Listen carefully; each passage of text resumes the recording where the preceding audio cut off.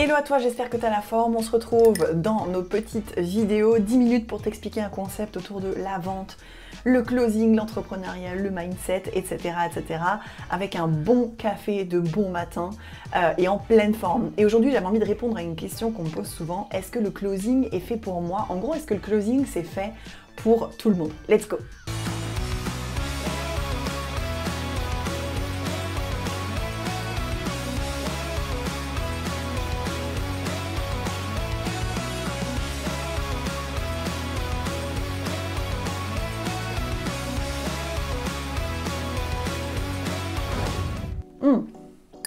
Vaste question à laquelle c'est un peu complexe de répondre dans le sens où au moment où tu regardes cette vidéo, je ne sais pas qui tu es, je ne sais pas quel est ton parcours, je ne sais pas quelles sont tes envies, etc., etc. Donc je vais essayer d'y répondre de manière globale. Est-ce que le closing est fait, donc le closing, le setting, tout cet engouement voilà, autour du closing, est-ce que c'est fait pour moi? Est-ce que je vais m'épanouir dedans? Est-ce que je vais réussir?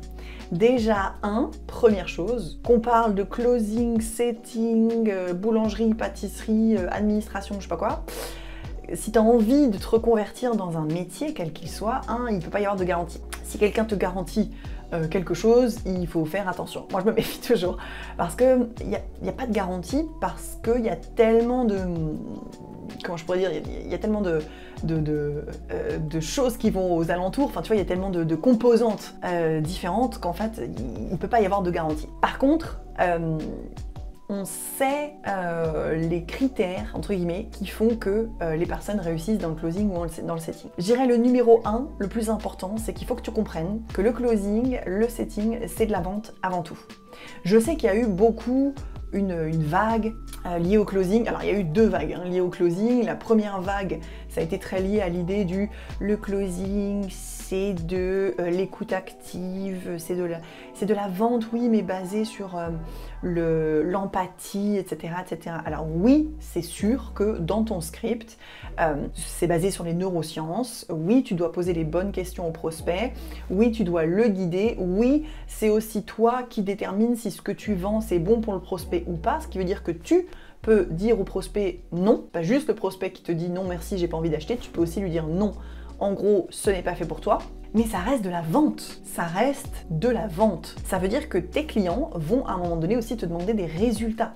Tu pourras pas lui dire, bon j'ai un taux de closing que de 20%, mais c'est parce que je vends avec éthique. À un moment donné, ça va poser problème. Donc il faut que tu comprennes que c'est une composante des deux. Le closing, le setting, c'est de la vente basée sur effectivement l'écoute active, l'empathie et les neurosciences. Mais l'essence même, ça reste de la vente. Donc si la vente pour toi ça te donne de l'urticaire, que t'as pas envie d'en entendre parler et que t'as pas envie de te challenger pour savoir si cette manière de vendre là, qui est très différente des manières traditionnelles qu'on apprend à l'école, alors effectivement le closing risque de ne pas être fait pour toi. Donc numéro 1, le closing c'est de la vente, pure et dure, simplement. Deuxièmement, le closing est fait pour toi si t'as une punaise de rage au ventre d'y arriver. Franchement, on le voit sur chacun de nos élèves.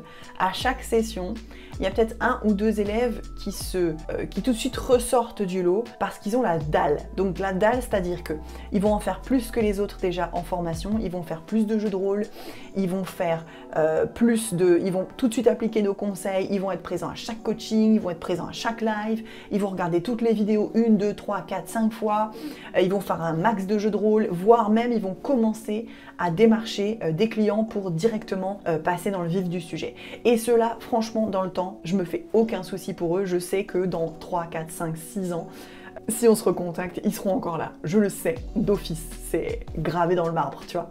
Donc premièrement, il faut que tu sois à l'aise avec la vente. Deuxièmement, il faut que tu aies vraiment une rage au ventre. C'est ça qui va faire que tu vas perdurer dans le temps. Ça veut pas dire qu'aujourd'hui, si tu es encore un peu, tu vois, genre... mais je sais pas trop si c'est fait pour moi, etc. C'est pas grave, peut-être que cette rage au ventre, plus tu vas apprendre le concept du closing, du setting, plus ça va naître chez toi. Donc là, là pour moi, c'est ok. Le closing, est-ce que c'est fait pour moi? Par contre, pour moi, il n'y a pas de... comment je pourrais dire? Il n'y a pas d'autres critères.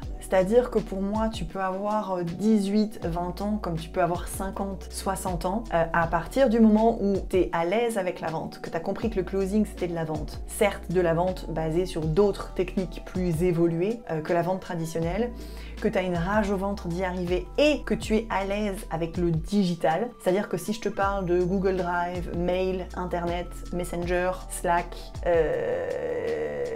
les réseaux sociaux, tout ça c'est juste du chinois pour toi. Peut-être que tu devrais un petit peu d'abord te former à l'informatique avant de faire ça, parce que le closing c'est quand même très lié au digital. Si tu veux faire ça en freelance, tu vas faire ça depuis chez toi, ce qui veut dire qu'il va falloir que tu sois à l'aise avec tous les outils autour d'Internet. Donc si aujourd'hui ce n'est pas le cas, je te dirais de faire d'abord ça avant de te reconvertir au closing ou au setting. Mais pour moi, c'est les 3 seuls critères qui font que tu peux y arriver ou au contraire, c'est même pas la peine d'essayer. 1, c'est de la vente. N'oublie pas, ça restera toujours de la vente. 2, il faut que tu aies une fichue rage au ventre d'y arriver. Et 3, il faut que tu sois à l'aise avec les outils du digital. Et encore une fois, peu importe ta carrière d'avant, peu importe comment je pourrais dire, ta situation géographique, démographique, peu importe ton âge, peu importe les études que tu as fait avant, peu importe si tu en as fait un peu, beaucoup ou pas du tout, ça reste pour moi les 3 éléments les plus déterminants. Alors bien sûr, il faut que, en tout cas si tu as envie de le faire en francophonie, il faut que tu parles correctement français. C'est un plus si tu ne fais pas de faute d'orthographe à l'écrit, parce qu'il va falloir que tu écrives des SMS, des WhatsApp, des mails à tes prospects. Donc je te dirais que forcément la langue est une composante en plus, hein, ça c'est certain. Mais tu pourrais très bien te former au closing en français et ensuite aller décider de closer sur le marché américain, canadien, etc. à partir du moment où là tu es bilingue et que tu maîtrises l'anglais. Donc en soi, tu le vois, le closing, le setting, c'est quand même relativement adapté à un grand nombre de personnes. Maintenant, il faut vraiment que tu te poses la question, est-ce que j'ai envie de faire du closing juste parce que je veux être... Alors, éthique, oui, mais est-ce que je veux être vraiment 100% dans l'empathie avec mon prospect? Est-ce que je veux vraiment être doux, gentil et le caresser dans le sens du poil? Attention, oui, le closing, c'est ça, mais c'est aussi être capable de challenger ton prospect, c'est aussi être capable d'aller chercher ses croyances limitantes, de les challenger et de les faire péter, et c'est aussi être capable à un moment donné de générer ce déclic qui fait qu'il a envie de passer à l'action. Donc non, ce n'est pas que de l'éthique, ce n'est pas que de l'empathie, ce n'est pas que de l'écoute, c'est ça, plus aussi le côté vente. Donc il faut absolument être à l'aise avec cette idée-là. J'espère que j'ai répondu à cette question. Je suis dans les temps, on est dans les 10 minutes. Donc je vais terminer mon café, je te souhaite de passer une très très belle journée. Et puis évidemment, si tu as des questions, on se retrouve en commentaire. À très vite!